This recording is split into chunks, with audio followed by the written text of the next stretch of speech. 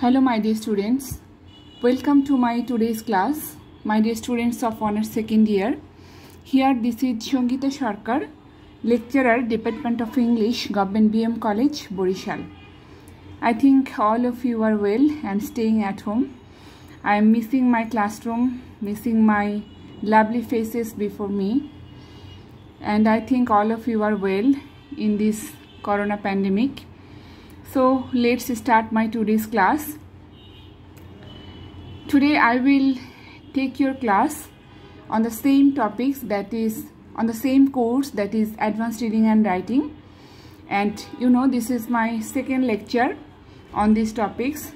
Actually that should be the first lecture, but today I will give you the total decision or total idea what you should do or in which way you should take your preparation on this very subject that you are always tensed. So at first I should give you the idea about the marks distribution.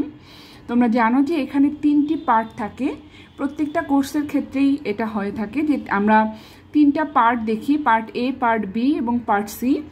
Advanced reading and writing কোর্সের ক্ষেত্রেও একই, part এতে 10 marks, part বিতে 20 marks and part সিতে 50 marks. Part A B C তিনটা অংশে দেখো দুটি করে জিনিস আছে, যেটি একটি হলো রিডিং এবং অপরটি হলো রাইটিং। আমাদের কোর্সের নাম কিন্তু advanced reading and writing. Reading writing, then reading writing, reading writing, আমাদের তিনটি পার্টে এরকম করে তিনটি অংশ আছে। তো প্রথম পার্টের দেখো মার্কস 10, দ্বিতীয় পার্টে মার্কস হচ্ছে 20 এবং থার্ড পার্টে পার্ট সিতে মার্কস হলো 50। এবার আমি ডিটেলসে আসছি কোন পার্টের প্রিপারেশন তোমাকে কিভাবে নিতে হবে। পার্ট এতে আমরা যেটা দেখব সেটা হচ্ছে একটি কম্প্রিহেনশন দেয়া থাকবে। কম্প্রিহেনশন থেকে তোমাকে কিছু কোশ্চেনের অ্যান্সার করতে হবে, প্রত্যেকটির জন্য 1 করে মার্কস থাকবে এবং 5টি প্রশ্নের জন্য 5 মার্কস।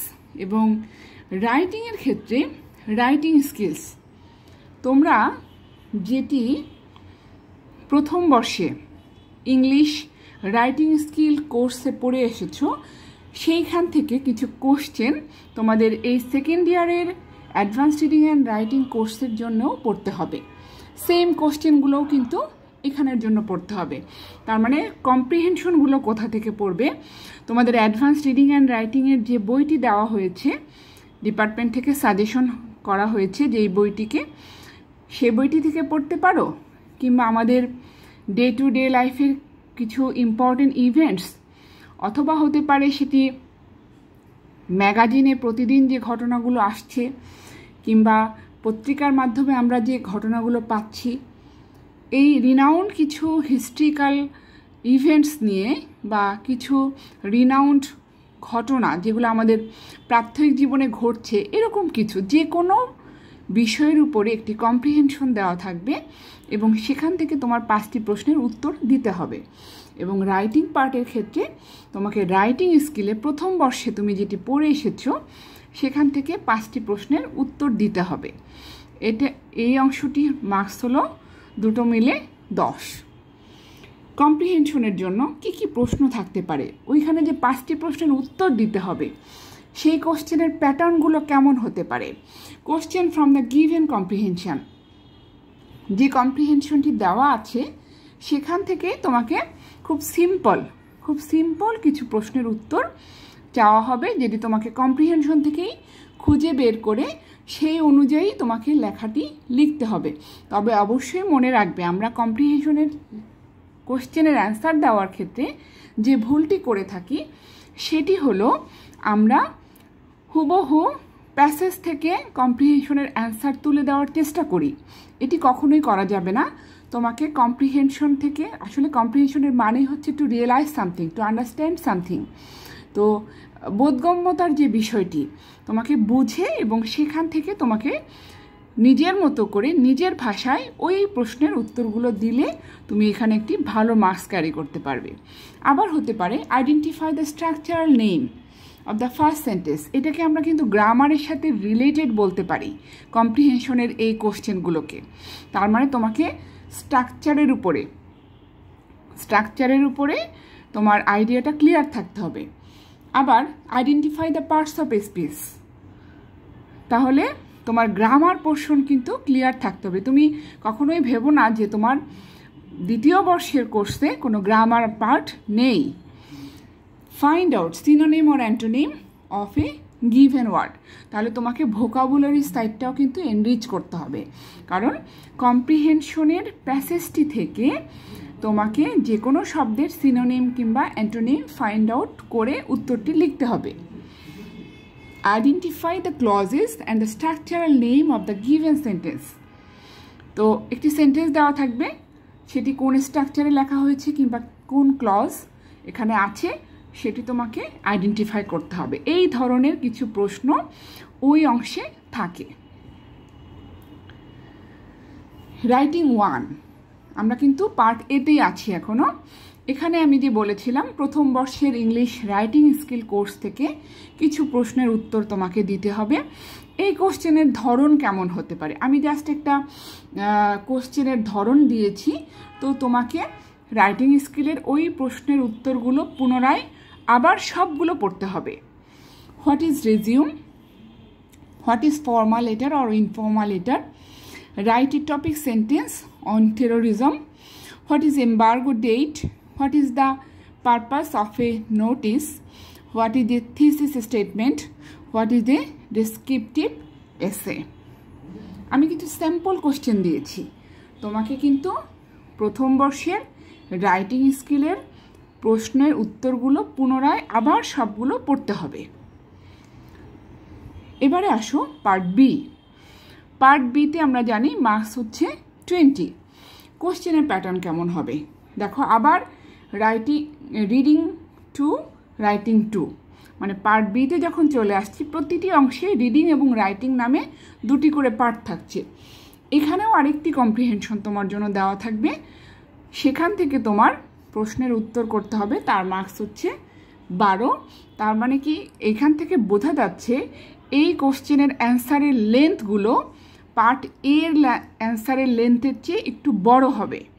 আমরা যেটাকে শর্ট কোশ্চেন বলি, তোমরা যে শর্ট কোশ্চেনের অ্যান্সার করো পার্ট বিতে কিন্তু শর্ট কোশ্চেনের অ্যান্সার আমরা করি, তাহলে এইখানের কোশ্চেনের অ্যান্সারগুলো ওটার চেয়ে পার্ট এর তুলনায় একটু বড় আকারে লিখতে হবে তোমাকে। এবং আরেকটি প্রশ্ন থাকবে রাইটিং পার্ট থেকে, তার মার্কস হলো 8। কি থাকবে দেখো, questions from the given comprehension, যথারীতি পূর্বের ন্যায় যে কম্প্রিহেনশনটি দেওয়া থাকবে সেখান থেকে প্রশ্নের কিছু উত্তর তোমাকে দিতে হবে, কিন্তু কোশ্চেনের অ্যান্সারের লেন্থ কিন্তু পার্ট এর তুলনায় বড় হবে, কারণ তোমাকে মার্কসের উপরে খেয়াল রাখতে হবে এখানে মার্কস কত দেওয়া হয়েছে, ঠিক আছে, সেই অনুযায়ী তোমাকে লেন্থটি মেনটেন করতে হবে। রাইটিং টুতে কী থাকতে পারে দেখো, এখানে হতে পারে তোমাকে একটি টপিকস দেওয়া থাকবে, হ্যাঁ, একটি টপিক্সের উপরে তার টপিক সেন্টেন্স কি হবে এবং সেখানে অডিয়েন্স এবং পারপাস কি থাকবে সেটা মেনশন করে, অডিয়েন্স কারা হবে এবং পারপাস কি উদ্দেশ্যে তুমি লিখছো সেই বিষয়টি সেটা মেনশন করে তোমাকে একটি টপিক সেন্টেন্স লিখতে হবে। আবার তোমাকে ফাইন্ড আউট করতে দিতে পারে voice and style of A writing, তো সেখানেও তোমাকে একটি বিষয় নির্ধারণ করে দেওয়া হবে, সেটির ক্ষেত্রে ভয়েস এবং স্টাইল কি হবে তোমাকে এটি প্র্যাকটিস করতে হবে। আবার একটি বিষয় দেওয়া থাকতে পারে তার টপিক সেন্টেন্স কি হবে, অথবা হতে পারে কোশ্চেন ফ্রম রাইটিং পার্ট। এই কোশ্চেন ফ্রম রাইটিং পার্ট কিন্তু ওই যে তুমি প্রথম বর্ষে রাইটিং স্কিলে যে প্রশ্নগুলো পড়েছো সেখান থেকে হতে পারে। তাহলে এখানে আমার কয়েকটি বিষয় খেয়াল রাখতে হবে, টপিক সেন্টেন্স শিখতে হবে, ভয়েস এন্ড স্টাইল কাকে বলে এবং কিভাবে আমরা লিখব, কিভাবে মেনশন করব, এবং অডিয়েন্স এবং একটি টপিক সেন্টেন্স লেখার ক্ষেত্রে বা একটা সাবজেক্ট দেওয়া থাকলে সেক্ষেত্রে অডিয়েন্স কারা হবে এবং পারপাস কি হবে, সেটা কিভাবে আমরা শুরু করব লেখাটি, সেটি তোমাকে আলাদাভাবে শিখে নিতে হবে। তো এক্ষেত্রে অডিয়েন্স এবং পারপাস এবং ভয়েস এবং স্টাইল, আমি আশা করি আমাদের খুব দ্রুত সময়ে আমাদের এই সিচুয়েশনের অবসান হবে এবং আমরা ক্লাসে এটি সরাসরি প্র্যাকটিস করার চেষ্টা করব। কোশ্চেন আউটলাইন পার্ট সি, আমি পার্ট সিতে চলে এসেছি। এখানেও দেখো রিডিং এবং রাইটিং দুটি অংশ থাকবে। রিডিং পার্টে একটি কবিতা থাকবে। আমরা কিন্তু অলরেডি দুটি কম্প্রিহেনশন থেকে অ্যান্সার করে এসেছি। রাইটিং পার্টের ক্ষেত্রে পার্ট সিতে রিডিং পার্টে একটি কবিতা দেওয়া থাকবে, সেখান থেকে তোমার দুটি প্রশ্নের উত্তর দিতে হবে।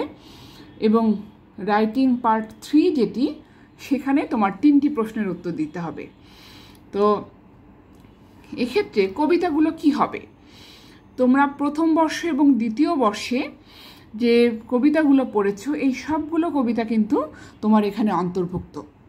তুমি রিনাউন্ড কিছু পোয়েটের, রাইটারের কবিতা তুমি সামারি, অর্থসহ এবং তার আন্ডারলাইনিং মিনিং কি বলা হয়েছে, তার মধ্যে কি কি literary terms, figure of speech ব্যবহার করা হয়েছে, এই সবগুলো খুঁটিনাটি বিষয় উইথ ক্রিটিক্যাল অ্যাপ্রিসিয়েশন তোমাকে খুব ভালোভাবে জেনে রাখতে হবে।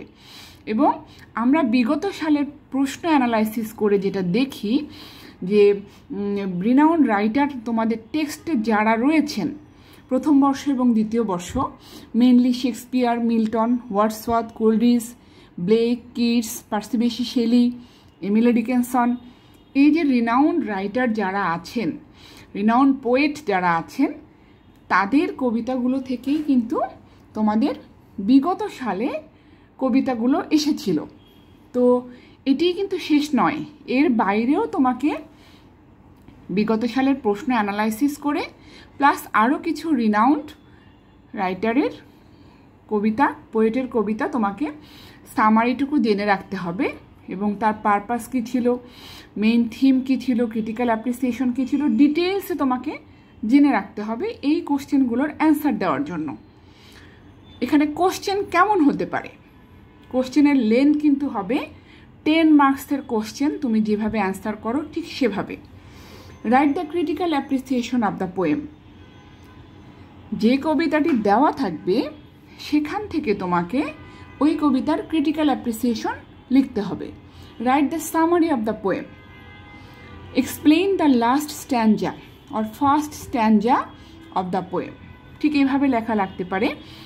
অথবা দেখো আরেকটি প্রশ্ন, discuss the generic form of the poem, এক্ষেত্রে কিন্তু literary terms, figure of speech, এই বিষয়গুলো তোমাকে ক্লিয়ার থাকতে হবে যে এখানে কী কী লিটারেরি টার্মস ইউজ করা হয়েছে, ফিগার অফ স্পিচ কী আছে এখানে, ঠিক আছে, সেগুলো ফাইন্ড আউট করতে হবে, সেগুলোর সংজ্ঞা তোমাকে পড়তে হবে, ডেফিনেশন উইথ এক্সাম্পল, এক্সাম্পল সহ তোমাকে ডেফিনেশনটি জেনে রাখতে হবে। এবং কবিতার মধ্যে যেটি দেওয়া আছে কিংবা কবিতাটির জেনেরিক ফর্ম কি, কোন ফর্মে লেখা, whether it is sonnet or it is a lyric, হ্যাঁ, তোমাকে এটা ফাইন্ড আউট করে বলতে হবে। এবং তার উপরে যদি তুমি বলো এটা লিরিক, যদি তুমি বলো এটি সনেট, তখন তোমাকে সনেটের সংজ্ঞা দিয়ে এই কবিতাটা কেন সনেট হলো সেটির পুরো বর্ণনা, একটা বিশদ বর্ণনা তোমাকে দিতে হবে। Write a note on the use of ইমাজারি and symbols, আমরা বিগত সালের কোশ্চেনে দেখেছি যে ইমাজারি এবং সিম্বলস এগুলো কিন্তু খুব কমন টার্ম, একটা লেখার জন্য খুব কমন টার্ম। তো এই বিষয়গুলো থেকে প্রশ্ন তারা উত্তর চেয়ে থাকেন, এই জন্য ওই কবিতাগুলোর মধ্যে এই কোশ্চেনের অ্যান্সারগুলো তোমাকে একটু বিশেষভাবে জেনে রাখতে হবে। Explanation of the given lines, হতে পারে দুটি লাইন তুলে দেওয়া হয়েছে কবিতা থেকে এবং সেখান থেকে তোমাকে ওই লাইন দুটোর এক্সপ্লেইন করতে হবে, ঠিক আছে। এই কয়টি হলো এখানকার কোশ্চেন প্যাটার্ন। এখান থেকে মনে করো যে তোমাকে যে কোনো দুটি প্রশ্ন আসতে পারে, দুটি প্রশ্নের উত্তর তোমাকে করতে হবে, কিন্তু এই ফরম্যাটে তোমাকে বাসায় প্র্যাকটিস করে নিতে হবে। যথারীতি আমরা লাস্ট পর্যায়ে চলে এসেছি। পার্ট সিতে রাইটিং 3 এই অংশটার নাম। সেইখানে আমরা গত ক্লাসে বলেছিলাম এগুলো থাকতে পারে।